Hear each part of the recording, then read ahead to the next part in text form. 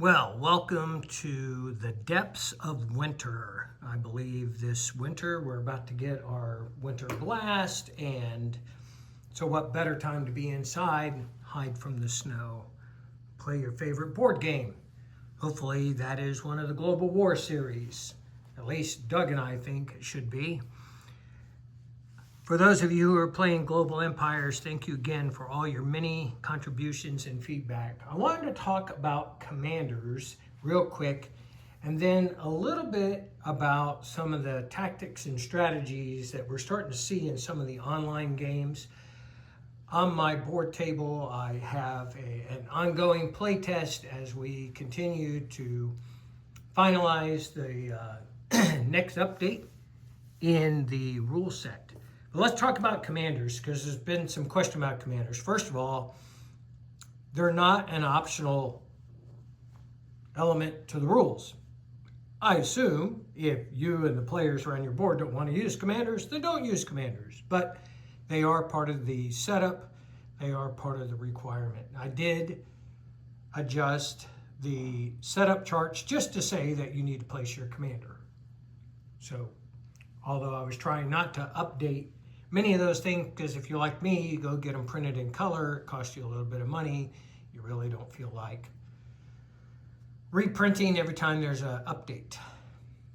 So I believe when the next update of these rules comes out, it'll just be the unit reference sheets and more specifically the rules. Lots of great clarifications have come in. So let's talk about commanders. First of all, show you these commanders that Doug has printed.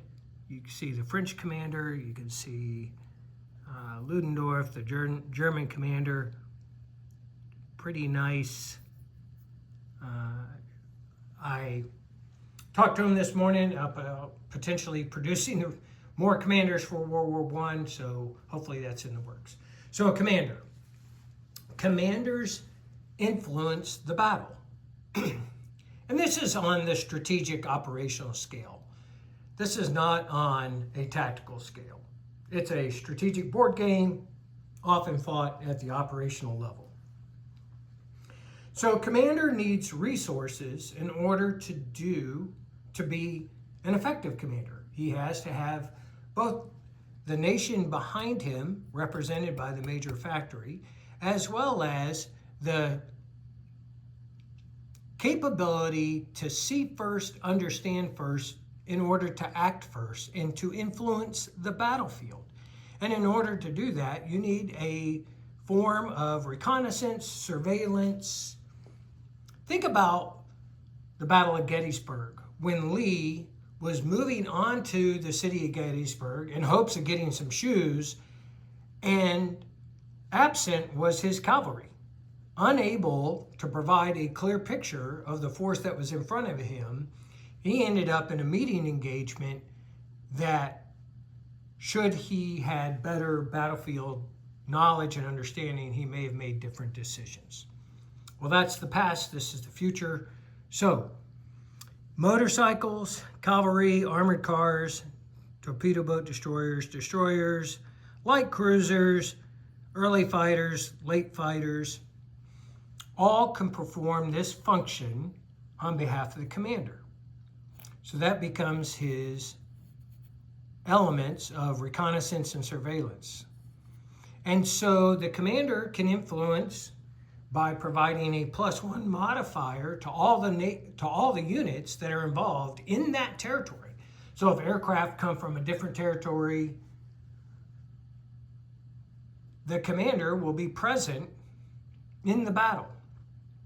However, if he sends aircraft off to a different territory, let's say he is not part of the land combat, but he only sends aircraft off, he's only influencing the aircraft themselves.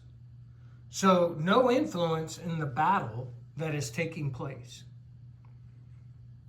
Now, one of the very few adjustments we've ever made for balance purposes, commanders do not influence artillery, because we have other elements that do that. We have the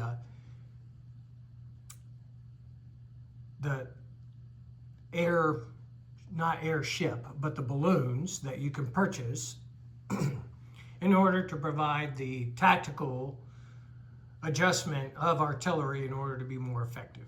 So it's one of the very few times where the rule was modified for balance sake, and we don't impact any artillery of any form.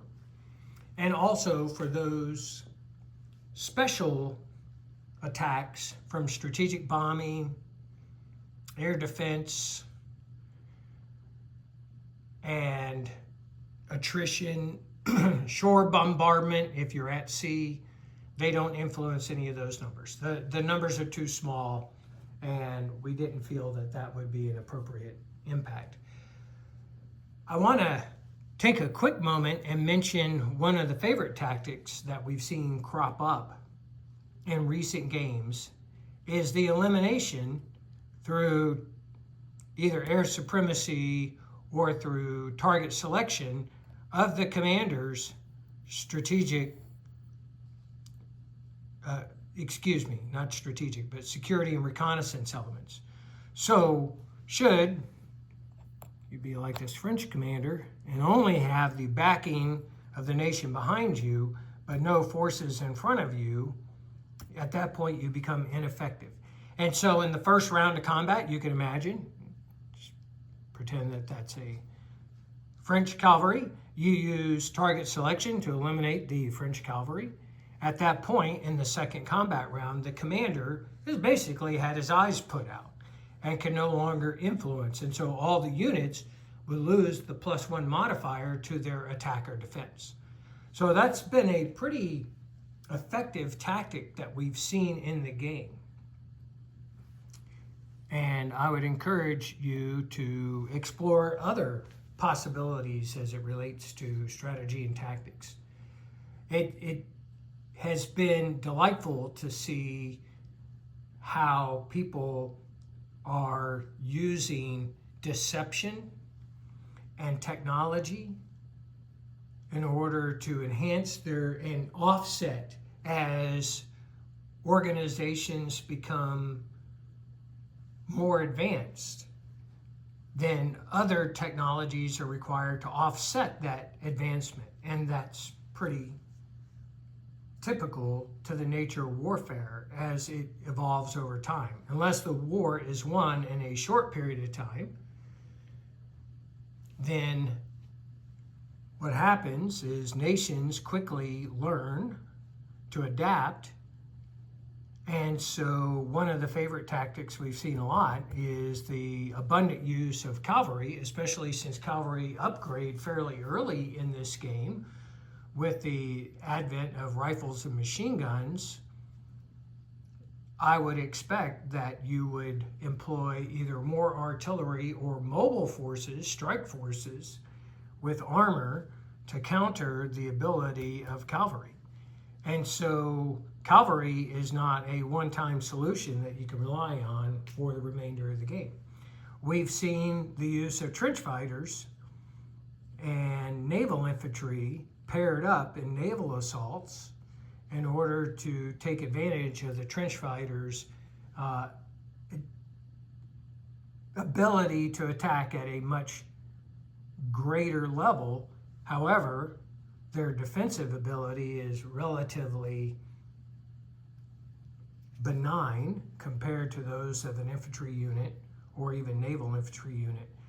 So a lot of strategy and tactics are starting to take shape, and there's others that I want to talk about, but I did want to take a moment and just have this quick discussion around the commanders and encourage you to continue to provide feedback on Discord as we are wrapping up the updates to these rules.